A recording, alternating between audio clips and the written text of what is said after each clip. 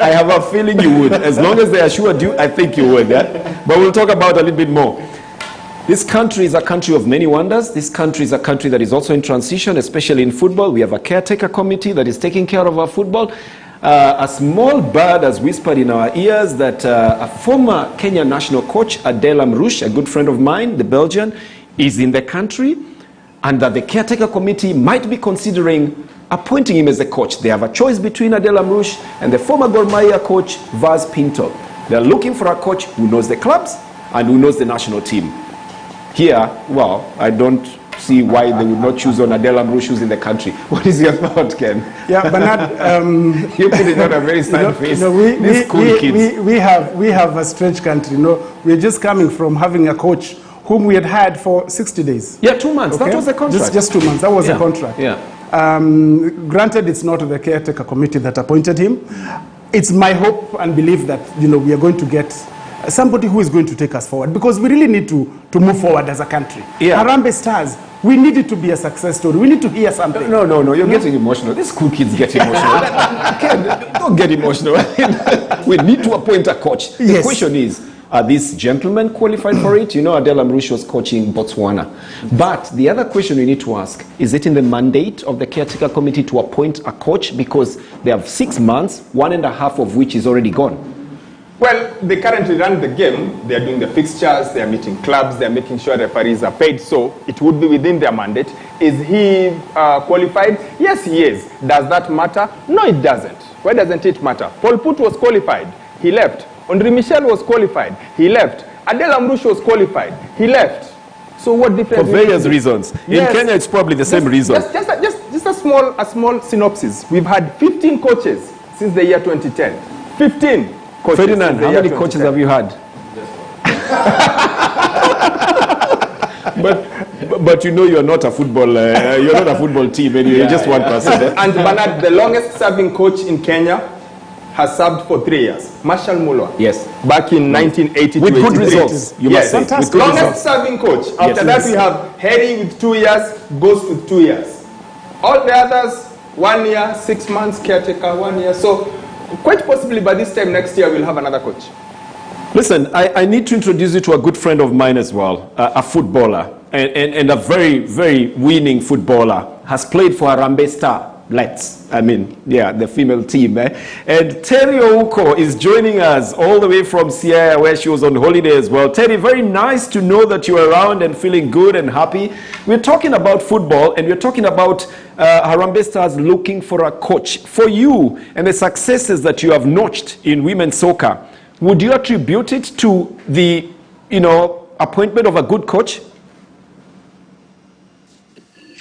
Well, if you're talking about women, I'd say it works both ways. I'd attribute it to the hard work that women are putting in, and also to the fact that good coaches are also helping shape their performances. Yeah. All right. So in the days that you had your successes in football, what is it that you think a coach was bringing into what you already had as talent to be able to make you a better player? Well, for me, it's the guidance. It's the guidance, because especially at the national team, when you come in there, you all good somehow. So you just need to fit in the coach's philosophy or whatever system they want you to use.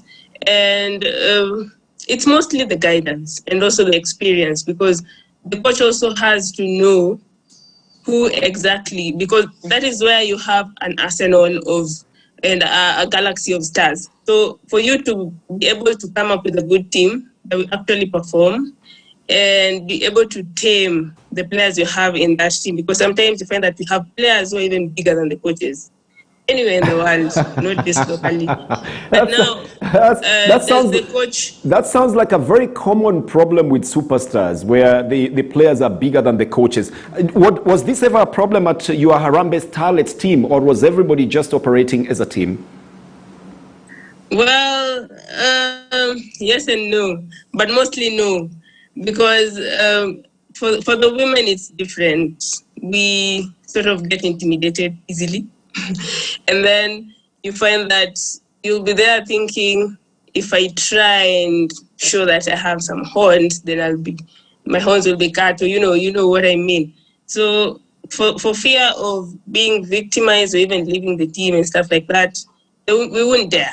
But I've seen it in so many teams, and I'll give an example of the Nigerian team that was at the CAF in Egypt. I was privileged to be there, and I saw that the River Angels had so many stars that the coach didn't know what to do with them. So they ended up leaving the tournament at the group stages, not because they were bad, but because looks like the coach didn't even know who to field at what point. Okay. And all right. So sometimes some